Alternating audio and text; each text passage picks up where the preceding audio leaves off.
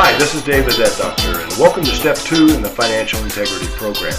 In this lesson, we'll be taking a closer look at the way money moves in and out of your life on a daily basis. Before we do that, let's define and understand exactly what money is. Economic theory tells us that money is a means of exchange, but exactly what is the nature of the exchange that we're making?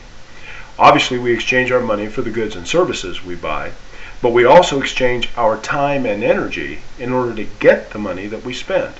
Since time and energy are the things that life itself is made up of, we can define money as something we trade our life energy for. No matter how we acquire money, it's universally true that every dollar you make and every dollar you spend is equal to the amount of your life energy it took to get it. So the question is, how much of your life are you trading for your money? For most, the answer may seem obvious. It's your hourly wage. But it's not as simple as that. It's not on your paycheck. There are some costs and benefits of working that you may not have even considered. You need to know your real hourly wage, not what your paycheck says, not the one that you think you're worth. Then you can figure out just how much of your life energy you're exchanging for every dollar you make and spend. Let's use a hypothetical case study to show how this works. Meet Mary. She earns an annual salary of $31,200, but her employer is small and offers no benefits. So her paycheck shows weekly earnings of $600 for 40 hours, which means an hourly wage of $15. But what about job-related expenses that she has to pay for? To determine her real hourly wage, these work-related expenses have to be subtracted from her salary. In Mary's case, these work-related expenses include income taxes of $125, the cost of commuting to and from work, $50.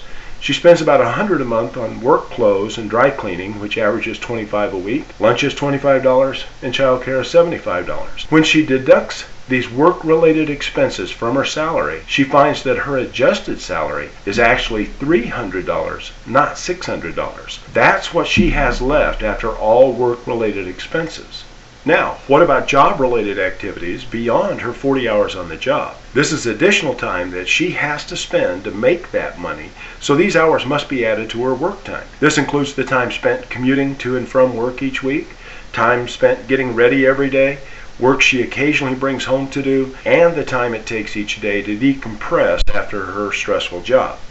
Now, when Mary adds this work-related time to the 40 hours a week that she spends on the job, she finds that her weekly work time is actually 60 hours a week instead of the 40 that shows on her paycheck. When she compares her calculations, she finds that her adjusted weekly earnings of $300 divided by her adjusted weekly work time of 60 hours means her real hourly wage is $5 per hour, not the $15 that her paycheck says. Once you calculate your real hourly wage, money takes on a different kind of importance.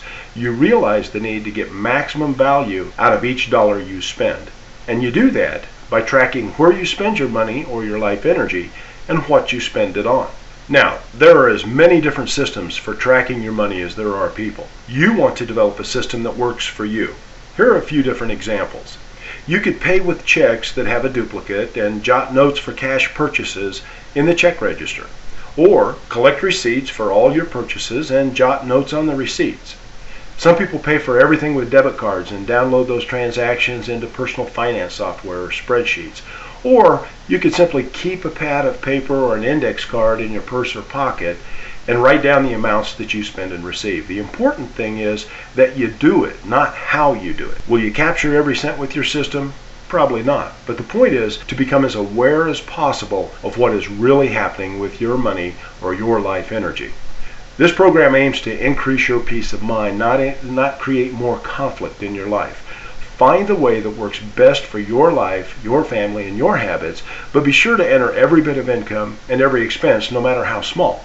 In the steps that follow, we'll use this information to help you eliminate expenses that aren't worth the life energy they cost, and to help you find out how to spend your life energy where it brings the most fulfillment.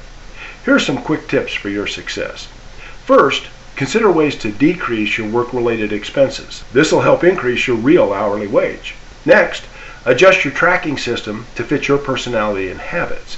It can take a while to find a system that feels comfortable for you. If you find that you've stopped tracking for whatever reason, just start again whenever you notice you've lapsed. It's important to keep with it. And most important, learn to make financial decisions in terms of the life energy it represents.